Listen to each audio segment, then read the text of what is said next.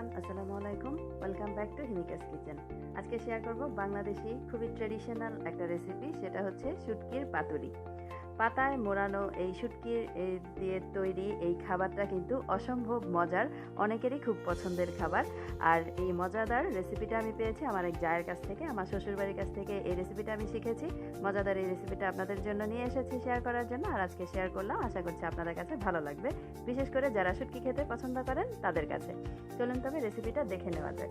এখানে আমি সামুদ্রিক চেপা শুটকি মাছ নিয়েছি 4টা। মাছগুলোকে খুব ভালোভাবে নর্মাল টেম্পারেচারের পানি দিয়ে ভালোভাবে উপর থেকে ময়লাটা আর আঁশগুলোকে ধুয়ে পানি ঝরিয়ে নিয়েছি। আর নিয়েছি এখানে ধুন্দুল পাতা। ধুন্দুল পাতা মেনলি এটা করা হয় লাউ পাতা দিয়ে, তবে লাউ পাতা আমার কাছে ছিল না, তাই আমি ধুন্দুল পাতা নিয়েছি। আর ধুন্দুল পাতাও যদি না থাকে, এটা কিন্তু জালি কুমড়া পাতা অথবা মিষ্টি কুমড়া পাতা বা লাউ পাতা বা ধুন্দুল পাতা, যে কোনো পাতা দিয়ে কিন্তু এই শুটকি মাছের পাতুরিটা করা যায়। তো এই পাতাগুলোকে দুইভাবে প্রসেস করা যায়। লবণ দিয়ে মেখে রেখে তারপরে 10 মিনিট পরে পাতাগুলোকে চিপে এক্সট্রা পানিটা বের করে সেই পাতাটা ইউজ করে পাতুরি তৈরি করা যায়। আবার লবণ দিয়ে মেখে রাখা ছাড়াও এই পাতুরিটা তৈরি করা যায়। তবে ধুন্দুল পাতা নিয়েছি দেখে আমি লবণটাকে একটু মেখে রেখে দিলাম পাতাটা একটু সফট হওয়ার জন্য। আর লাউ পাতা দিয়ে যদি পাতুরিটা করেন সেক্ষেত্রে লবণ দিয়ে মেখে রাখার দরকার নেই, কারণ লাউ পাতা এমনি অনেক বেশি সফট হয়। 10 মিনিটের জন্য পাতাটাকে মেখে লবণ দিয়ে মেখে রেখে দিলাম, পরে ইউজ করব। আর যা যা লাগছে, এখানে মরিচ লাগবে, যে যতটুকু ঝাল খাবেন স্বাদ অনুযায়ী মরিচ অ্যাড করে নেবেন। আমি এখানে 10-12টা নিয়েছি। একটা বড় রসুন নিয়েছি, আর নিয়েছি একটা পেঁয়াজ কেটে। এখন যেটা করব, এই মাছ, রসুন আর মরিচগুলোকে ভেজে নিতে হবে। পেঁয়াজটাকে কাঁচাই ইউজ করব। প্রথমে একটা ফ্রাই প্যানে আমি দিয়ে দিলাম রসুন আর শুকনা মরিচ।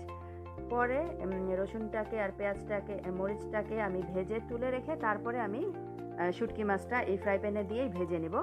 মাছটাকে একসাথে দিইনি, তাহলে কিন্তু মুচমুচে করে মরিচটা ভাজা হবে না, যেহেতু মাছটা একটু ভেজা শুটকি মাছটা, সেই কারণে আলাদা করে আমি ভেজে নিচ্ছি। কিছুক্ষণ ভেজে নেওয়ার পরে যখন মরিচটা খুব সুন্দর ক্রিস্পি হবে, তখন এগুলোকে একটা প্লেটে তুলে নিচ্ছি। আর রসুনগুলো কিন্তু এখনও ভাজা হয়নি, তাই এগুলোকে একটু সাইড করে সরিয়ে মাছগুলোকে এই পাশ থেকে দিয়ে দিব।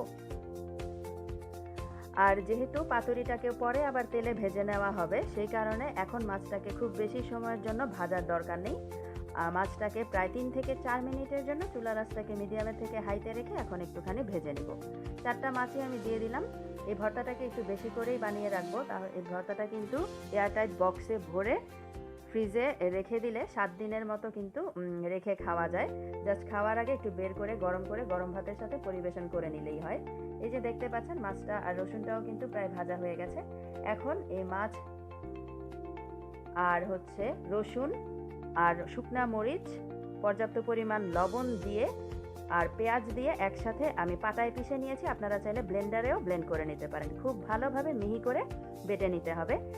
আর 10 মিনিট পরে দেখতে পাচ্ছেন পাতাটাও কিন্তু সফট হয়ে গেছে। এখন পাতাটা চিপে এক্সট্রা পানিটাকে সরিয়ে নিয়ে এর মধ্যে দিয়ে দিচ্ছি পরিমাণ মতো শুটকির ভর্তা। এরপরে পাতাটাকে খুব সুন্দরভাবে ভাজ করে দিতে হবে। খুবই সিম্পল একটা রেসিপি, তৈরি করা কিন্তু একদমই ইজি, দেখতেই পেলেন। আর খেতে যে কি অসাধারণ, এটা তো যারা খেয়েছেন তারা জানেন, তবে যারা জানেন না, তো যাদের কাছে নতুন, তারা অবশ্যই ট্রাই করবেন, অসাধারণ লাগবে। এই যে দেখতেই পেলেন কত সুন্দরভাবে ভাজ করে নিলাম। এইভাবে পাতুরিগুলোকে সবগুলো রেডি করে নিব। এই যে, আর বাকি 2টো পাতা আমি লবণ দিয়ে মেখে রাখা ছাড়াও নিয়েছি আপনাদেরকে দেখানোর জন্য।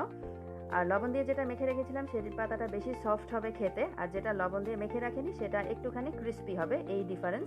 তবে যেটা সফট হয় পাতাটা, সেই ভর্তাটা খেতে কিন্তু বেশি ভালো লাগে। এখন পাতুরিগুলোকে ভেজে নেওয়ার জন্য একটা ফ্রাই প্যানে 1.5 টেবিল চামচের মতো আমি তেল দিয়ে নিয়েছি। তেলটা হালকা একটু গরম হয়ে আসলে সবগুলো পাতুরি এতে দিয়ে দিব।